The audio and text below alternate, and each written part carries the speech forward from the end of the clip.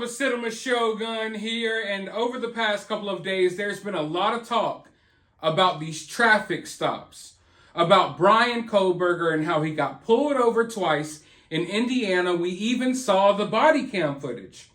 Now, a lot of people immediately thought that, the FBI must have told them to pull Bryan over. They must have been trying to get DNA or something. But I made this point over on my other channel, Fat and Opinionated, that if they wanted DNA, they would get it from trash.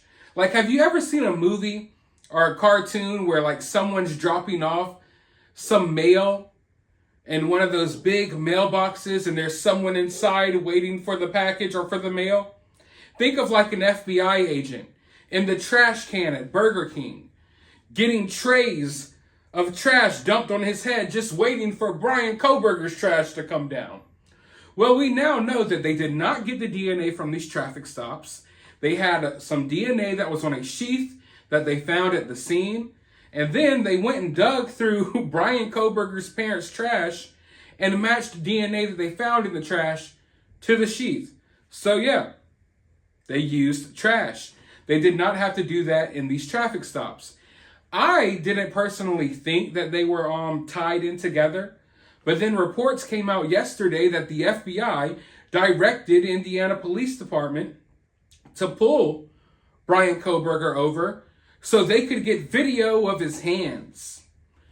Now, we've gone over this video footage on this channel and on my other channel, and in my honest opinion, I don't know at this point if Bryan's hands were injured or not.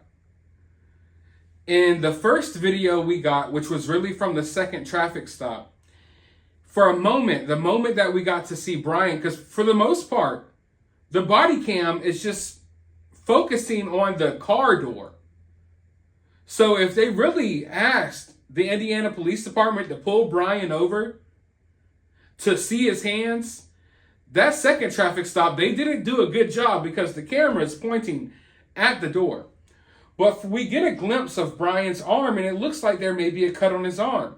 But I made the point that, hey, maybe it's a shadow, maybe the pixels are off, something wrong with the photo.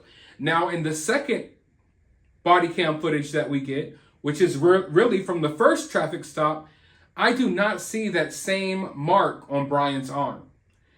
I don't think that the FBI asked the police department to pull Bryan over to get a video of his hands and arms a month after this incident took place with the Idaho 4. Now the FBI has come out and said that all of those reports are false, that they never made this call at all, that they never directed the Indiana Police Department to pull Bryan over, that all of that is false. Now, of course, the FBI might be lying to us. Sorry that this may come as a shock to some of you all, but the FBI lies all the time. Maybe I shouldn't have said that on YouTube. But anyway,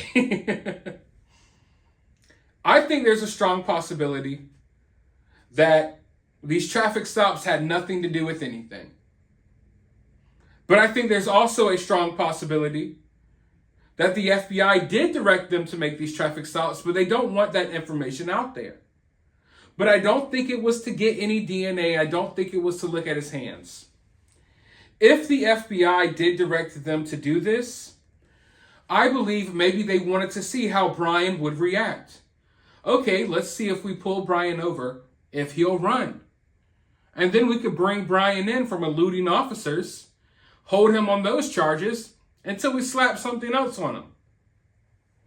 I think that if the FBI really did, or if the FBI was really behind these traffic stops, I think that would be more of the reason, to see how Bryan reacted. Also, we know that the FBI was following him. They were tracking him along his journey. They were watching him for days. Now, when people hear that, I think a lot of them get the impression that there's just this FBI surveillance van following Bryan 24/7. Every move he makes, they always have eyes on him. I don't think that's the case. I do believe that they tailed him sometimes, probably, but they probably had different teams in place. I don't think that they necessarily had eyes on Bryan the whole time.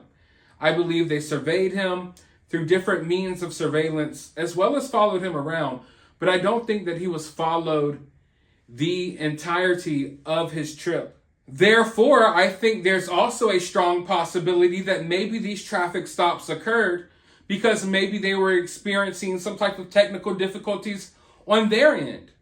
Maybe they needed to get a new team in place. Maybe they were getting, another vehicle in place to begin following Bryan. Maybe something happened on their end that made them want to stop Bryan, to slow him down for a minute so they can get their stuff together.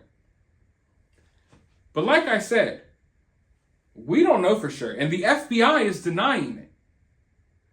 Now, I've seen a lot of talk of, well, if the FBI didn't do this, then why would they pull Bryan over, within I think it was 9 minutes. I think it was within 9 or 10 minutes of each other, these two traffic stops. Why would they pull him over again so quickly? That doesn't make sense. I saw people in my comment section saying, I've been alive for 70 years and I've only gotten pulled over twice. Yet Bryan gets pulled over twice within 10 minutes. I get it. That's weird, right? That is weird. But think about this. If Bryan really did what he's accused of doing, then you got to just think about how Bryan felt when he got pulled over the first time. Bryan was probably nervous, scared, freaked out, and maybe that caused him to drive even crazier and more erratically afterwards. So maybe that's why he got pulled over again so quickly. I think that maybe this shows that Bryan was rattled.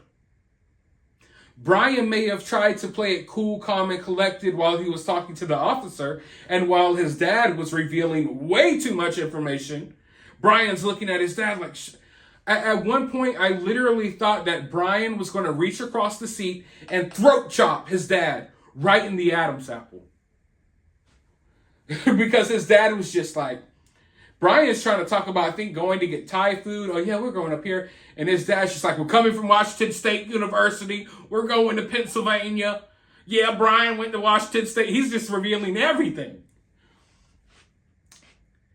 So I think that maybe the reason Bryan got pulled over again just 10 minutes later was because that first time Bryan got pulled over, he couldn't shake it.